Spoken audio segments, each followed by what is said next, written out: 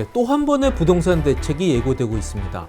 더불어민주당이 부동산 특위를 만들어서 지금 회의를 하고 있는데요. 5월에 부동산 관련 종합대책을 또 한 번 내놓을 것이라는 소식이 들려오고 있습니다. 그런데 여기에는 임대주택과 관련된 정책도 있을 것이다, 이런 보도가 나오고 있는데요.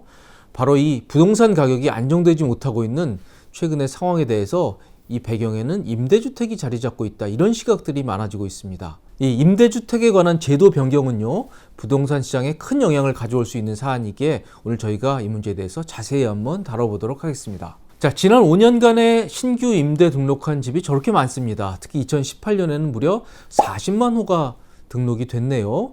바로 여당 의원들이 이런 문제를 최근에 지적을 하고 있습니다. 김두관 의원은요, 이게 40제곱미터 이하 집이 57만 호라고 합니다. 그런데 이것의 약 53% 정도가 임대주택이다. 이 임대주택에 대한 이 세제 혜택 같은 걸 거두지 않는 한 이 시장에 매물이 나올 수 없다, 이런 점을 지적을 하고 있습니다. 과연 이 임대주택 사업자들에게 주어지는 혜택이 과다한 것이고 또 불필요한 것인가, 이 점에 대해서 한번 살펴보도록 하겠습니다. 지금 논란이 되고 있는 건 임대주택에 대한 종부세 합산 배제라는 겁니다. 종합부동산세라는 게요, 본인이 가진 집에 따라서, 특히 그 집의 숫자가 중요한데요, 그 숫자에 따라서 이 재산세와는 별도로 좀 가중된 보유세를 부과하는 것인데요, 이게 일정한 요건이 되면 이 종부세 합산을 하지 않습니다. 물론 두 가지로 나눠서 보면 되겠는데요. 우선 이게 2018년 3월 31일 이전 등록한 경우엔요, 기준 시가는 수도권은 6억, 지방은 3억 이하입니다. 그 당시에 임대를 시작할 당시에 이 기준 시가가 축적이 되고요. 그리고 5년 의무 임대 기간을 채우고요. 그리고 임대료를 5% 이상 올리지 않는다는 그런 의무를 채운다는 전제하에 이게 지방자치단체에 단기 4년 또는 장기 8년으로 임대주택 등록을 하고 세무서에 사업자 등록을 한다는 저 네 가지 요건을 충족하는 범위 내에서요, 이런 장기 임대주택에 대해서 종부세를 아예 배제해주는 그런 규정들이 현재 적용이 되고 있습니다. 그리고 이게 2018년 4월 1일 이후에 등록한 경우에도 가능한데요.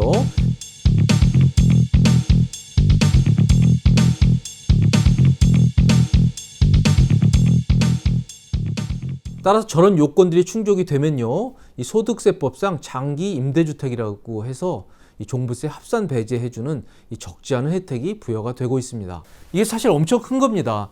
왜 크냐면요, 집값이 최근에 많이 올랐죠. 그리고 지금 일부 지역에서도 오르고 있는데요. 집값이 오르면 그건 좋지만 이 종부세라고 하는 부담이 늘어나는데요. 그 당시 기준시가만 충족이 되면, 그리고 임대주택으로 등록이 되면 집값이 아무리 올라도 이 기간 안에는 종부세를 안 내기 때문에요, 굉장히 큰 특혜가 되겠습니다. 제가 지금까지 설명드린 걸 표로 한번 정리해봤습니다. 단기와 장기로 나누고요. 이거는 매입 임대가 있고 건설 임대가 있습니다. 5년 또는 10년 이상 임대하는 조건으로 종부세 합산 배제 혜택을 받고 계십니다. 그래서 매년 9월에요, 이 국세청에서 우편물이 날라옵니다. 이 종부세 합산 배제하는 주택을 신청하라라는 그런 우편물이 날라오죠.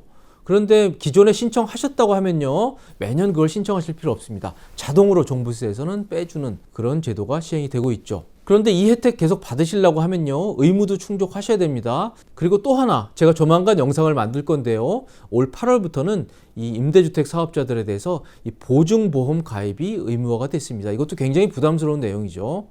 그런데 이런 의무를 지킨다는 전제하에 이 종부세 합산 배제라고 하는 큰 혜택을 드리고 있다 보니까 이게 바로 매물 잠김 현상을 초래하고 있고, 따라서 부동산 시장에 이 매물이 별로 나오고 있지 않다. 그래서 부동산 값이 떨어지지 않고 있다. 이런 지적들이 계속 제기가 되고 있는 겁니다. 근데 이 임대주택에 대한 혜택이 좀 과도하다는 지적들은 몇 년 전부터 계속 제기가 됐습니다. 그래서 정부에서도 이미 몇 차례 대책을 발표를 했죠. 이 임대주택과 관련해서 제도 변화를 크게 한 것이 두 번입니다. 하나는 2018년 9.13 대책입니다. 1주택 보유 세대가 이 대책 이후에 조정 대상 지역에서 집을 취득해서 그게 장기 임대주택으로 해당이 된다고 하더라도요, 이 종부세 합산 배제나 양도세 중과 배제 같은 세제 혜택을 주지 않겠다라는 내용이 포함이 되어 있습니다. 따라서 본인 주택이 종부세 합산 배제가 되는지 안 되는지는 잘 보셔야 되는데요. 우선 서울 세종 같은 경우에 예를 들어보면 이렇습니다. 2018년 9월 13일에 서울과 세종은 이미 조정 대상 지역이었습니다. 따라서 이 종부세 합산 배제를 받기 위해서는요, 2018년 9월 13일까지 취득 계약을 하셨어야 혜택을 받으실 수 있습니다. 9월 14일 날 계약을 했다고 하면요, 합산 배제는 안 되십니다. 왜요? 이 서울 세종은 이미 9.13 대책 발표 당시에 이미 조정 대상 지역이었으니까요. 그리고 이 기준은 계약 기준입니다. 잔금 기준 아니고요. 계약 기준이기 때문에 계약서를 쓰고 계약금이 입금됐다 그러면 그때까지는 기존의 혜택을 받으실 수 있는 겁니다. 그런데 2018년 9.13 대책 당시에 조정 대상 지역이 아니었던 지역, 그런데 그 이후에 조정 대상 지역이 됐던 지역들은 어떻게 될까요? 바로 기흥이나 수지 같은 경우에 그런데요. 이 지역들은 2018년 12월 31일 날 조정 대상 지역에 공고가 됐습니다. 따라서 이 지역들은요, 2018년 12월 31일까지 취득 계약을 했으면 그것은 종부세 합산 배제 같은 혜택을 받으실 수 있습니다. 그리고 2019년 1월 1일 이후에 취득 계약을 했다 그러면 이런 종부세 합산 배제 혜택을 받을 수 없는 겁니다. 그리고 임대주택과 관련해서 또 한 번의 강력한 대책이 나왔죠. 바로 지난해 나온 710 부동산 대책이었습니다. 크게 두 가지인데요. 하나는 4년 단기 임대는 아예 없앴습니다. 그리고 8년 장기 임대에 있어서 아파트는 더 이상 임대주택 등록을 받아주지 않는다. 결국 이 얘기는 뭐냐? 아파트에 관한 한 작년 7월 10일 이후에는 아예 임대주택으로 등록을 받지 않겠다라고 한 것입니다. 작년 7월 10일 날 이 대책이 발표되자 이 7월 10일 당일에도 많은 분들이 또 구청에 몰려가서 이 아파트에 대해서 임대주택 등록을 신청을 했다고 합니다. 그래서 일부 지역에서는 이걸 받아줬고요. 그리고 일부 지역에서는 안 받아줬다고 합니다. 그런데 정부는 710 대책 이후에 임대주택을 등록했다 하더라도 세제 혜택은 절대로 부여할 수 없다. 이런 입장이 되겠습니다. 아마 일부에서는 소송도 제기될 것으로 예상이 됩니다. 그런데 이렇게 임대주택 등록을 앞으로 받아주지 않는다고 하더라도요, 작년 710 대책 이전에 임대주택을 등록한 것은 유효합니다. 거기에 대한 세제 혜택도 유효하고요. 하지만 당신들의 의무 임대기간 4년 또는 8년이 지나면 이제 임대주택은 자동으로 말소를 하겠다. 그렇게 발표를 했죠. 소급 입법 논란이 있었지만 결국 법이 통과됐고요. 따라서 4년 또는 8년이 지나면 임대주택은 자동으로 말소가 되고 세제 혜택은 거기서 끝이 나게 됩니다. 이 양도세 감면도 있습니다. 이것도 굉장히 큰데요. 우선 임대주택을 두고 본인이 거주하는 집을 팔 경우에요. 이게 1세대 1주택으로 봐서 비과세해주는 이 거주주택 비과세 특례도 있고요. 거주주택과 별도로 임대주택을 팔 때도 양도세 감면 혜택들이 있습니다. 임대주택을 매각할 때요. 이게 8년 이상 임대를 했으면 이게 장기보유 특별공제를 50%까지 해주고요. 10년 이상 임대를 했다 할 경우에 이 장특공제를 70%까지 해주는 게 있습니다. 또 아주 일정한 요건하에서 이 10년 이상 임대하면 양도세를 100% 감면해주는 어마어마한 조항도 있습니다. 그런데 정부가 작년에 7.13 대책에서 정책을 발표하면서요, 이 4년, 8년 후에 자동 말소하겠다고 그렇게 했기 때문에 이 10년 동안 임대주택 유지는 불가능하게 된 상황입니다. 따라서 당초 정부가 약속했던 10년 의무 임대기간을 채우면 해주기로 한 장특공제 70% 그리고 양도세 100% 감면은 현재는 불가능한 상황입니다. 그럼에도 불구하고 임대주택을 8년 이상 유지할 경우에 장특공제 50% 해주는 저 제도는 여전히 유효한 상태고요. 자, 그럼 여러분, 아까 김두관 의원의 말도 어느 정도 일리는 있습니다. 이 장기 임대주택에 대해서 종부세도 안 매기고요. 그리고 이게 8년 이상 가지고 있다 그러면 장특공제를 무려 50%나 해주고요. 그러면 이 임대주택 가진 분들이 집을 팔겠습니까? 안 팔겠습니까? 당연히 안 팝니다. 그런데 그렇다고 해서 또 이 제도를 없애면 되겠느냐? 또 그런 문제도 있습니다.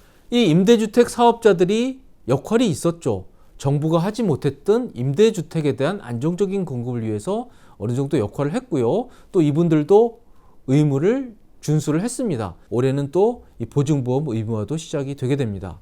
따라서 정부 정책을 믿고 따르고 또 어느 정도 공적인 역할을 수행한 이 임대주택 사업자들에 대해서 이 부동산 시장 안정을 위해서 이 혜택을 박탈한다 하는 것은 문제가 있어 보입니다. 정부는 이게 부진정 소급 입법이라고 설명을 했습니다. 이게 언뜻 보면 소급하는 것처럼 보이지만 잘 따지고 보면 과거 일을 새로운 법으로 적용하는 것이 아니라 앞으로 미래에 발생할 일을 새로운 법으로 적용하는 거기 때문에 이거는 진짜 소급입법이 아니다. 따라서 법적으로 문제가 없다. 이런 설명을 했죠. 한마디로 임대주택 정책은 지금 따지고 보면 잘못된 거였죠. 탁상 공론이었습니다. 그런데 이렇게 잘못된 정책 실패를 이 시민들에게 책임을 전가하는 것은 있을 수 없는 일이라고 봅니다. 그런데 물론 부동산 시장 안정도 필요합니다. 이분들이 가진 매물을 어떻게 좀 유인해서 이 시장에 매물로 나올 수 있게 하느냐, 이런 정책들을 좀 생각을 해보셔야 될 것 같은데요. 예를 들어 이런 게 있습니다. 작년에 정부가 부동산 대책을 내놓으면서요, 이 임대주택에 대한 매물을 유도하기 위해서 이런 정책을 발표했죠. 임대주택 사업자들한테 가급적 집을 팔아라. 그런데 의무 임대 기간을 채우지 않으면 과태료를 물리게 돼 있는데 그 과태료 받지 않겠다. 그리고 양도세 중과도 하지 않겠다. 따라서 가급적 시장에 매물을 내놓고 임대주택을 파세요라고 권유를 했죠. 그런데 거기 잘 보면 무슨 규정이 있냐면요, 의무 임대 기간의 절반은 채워라, 이런 규정이 들어가 있습니다.